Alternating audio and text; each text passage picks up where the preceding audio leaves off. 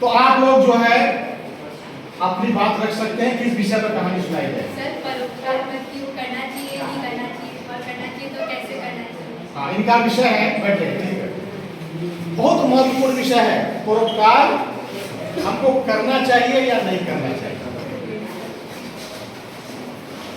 तो पहले जैसे बताया था कि हमको पात्र चुनना होगा, उद्देश्य इन्होंने बता दिया परोपकार, उसके बाद पात्र चुनना होगा, फिर कोई घटना घटित करानी होगी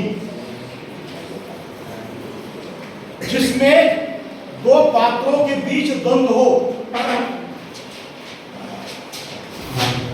तो उससे संबंधित मैं एक कहानी आपको सुनाना चाह रहा हूं। एक जंगल में एक बकरी का परिवार रहता था, बड़ा खुशहाल था, ठीक ठाक से रहता था। एक दिन उसको एक शेरनी का बच्चा मिल गया, बहुत छोटा सा, वो भटक गया था।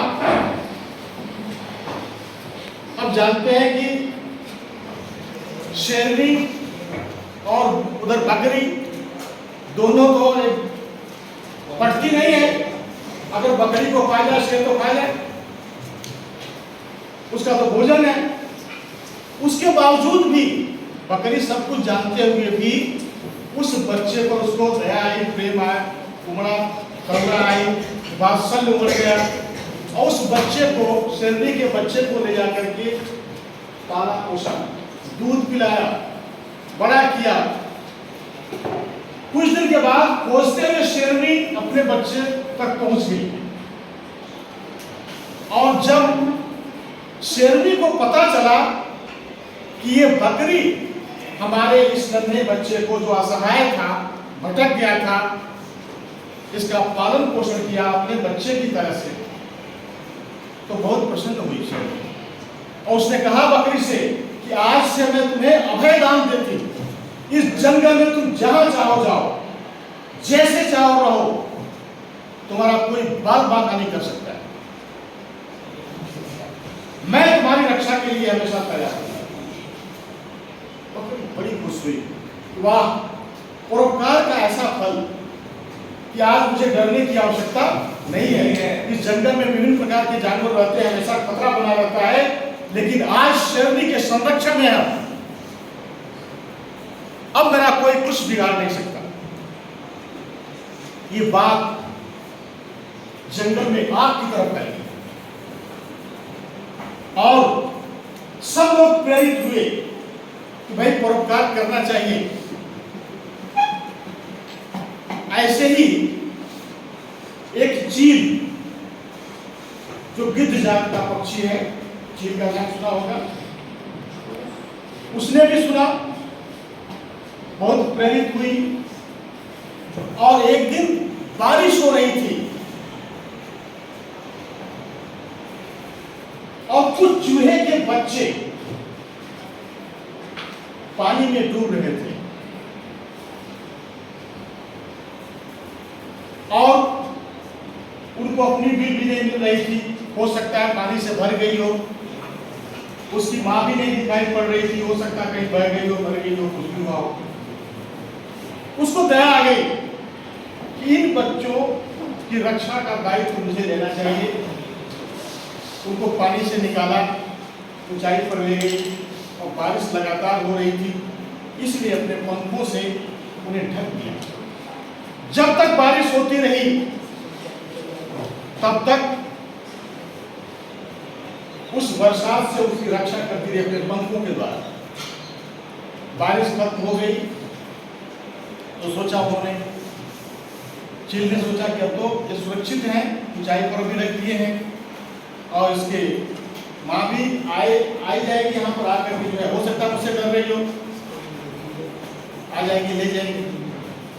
फिर वहां से उड़ने की कोशिश की। जब उड़ने लगी तो देखा उन चूहों ने उसे पर ही कतर दिए। बड़ी मुश्किल से वो उड़ पाई और उड़ के चली गई। बड़ा दुख हुआ उसको, मैं तो परोपकार करने चली थी और मेरा ही अहित हो गया। वो बकरी के पास गई कि बहन, तुमने ऐसी शिक्षा दी कि मेरा तो काम ही तमाम कर देते हो बच्चे। मैं उनका भला करने चला था और उन्होंने मेरे पर ही कुतर दिए। ये तो कुछ पर बचे हैं, इसलिए मैं उड़ पा रही हूँ। कहीं ज्यादा देर तक रहती तो न जाने क्या कर देते। और जानते हैं कि परों में जान नहीं होती, उनको काटने में उनको दर्द नहीं होता, नहीं तो पता चल जाता उसको। तो बकरी ने कहा, बहन, परोपकार दुष्टों के साथ नहीं करना चाहिए, शेर जैसे लोगों के साथ करना चाहिए जो वक्त पर तुम्हारे साथ खड़े हो सके। ये नहीं कि आपको धोखा दे। इसलिए परोपकार करिए। इसका मतलब ये नहीं हुआ कि आप परोपकार मत करिए, करिए, लेकिन अपने आप को सुरक्षित रखते हुए। ये नहीं कि आप किसी का परोपकार कर रहे हैं और वो आपका फल ही कर, आपका काम ही तमाम कर दे। उदाहरण के लिए, अगर कोई व्यक्ति कितना भी खास हो, पिता तुल्य ही हो, पिता ही हो, पानी में डूब रहा हो और आप दौड़ करके उसको पकड़ लेंगे तो वो तो बचेगा नहीं, आप भी नहीं बचेगा, वो डुबा देगा आपको। इसलिए कैसे मदद करना चाहिए? पीछे से जाके धक्का मारिए आगे की तरफ, उसको पकड़िए नहीं। वो डूब रहा है, उसका बुद्धि विवेक तो रह नहीं गया है, ऐसे में आपको पकड़ लेगा, वो जकड़ लेगा और आपको लेकर के डूब जाएगा। इसलिए परोपकार करिए, अच्छी बात है और जरूर करिए, लेकिन अपने आप को बचाते हुए। और दूसरी बात, निस्वार्थ भाव से करिए। ये मत सोचिए कि मैंने इसके साथ परोपकार किया है तो ये भी मेरे साथ करेगा। कोई जरूरी नहीं है, क्योंकि परोपकार करने से पहले उसका इतिहास भूगोल तो आप जांचेंगे नहीं कि कैसा व्यक्ति है। अच्छा भी हो सकता है, बुरा भी हो सकता है। इसलिए परोपकार कर देना ठीक है, लेकिन अपेक्षा रखना ठीक है कि वो भी हमारी मदद करेगा समय पर। अरे नेकी कर दरिया में डाल, इस सिद्धांत पर चलिए, आप सुखी रहेंगे, कोई अपेक्षा नहीं रहेगी और आप सुरक्षित रहेंगे। इस तरह आप भी अपने जीवन की घटित घटनाओं के आधार पर या कोई ऐसी घटना घटी हो उस पर कहानी लिखेंगे। एक मैंने कहा पर्सनल अपनी नोटबुक बना लेंगे और जब भी आपको समय मिले तो ऐसे ही कहानी लिखते जाइए। धन्यवाद।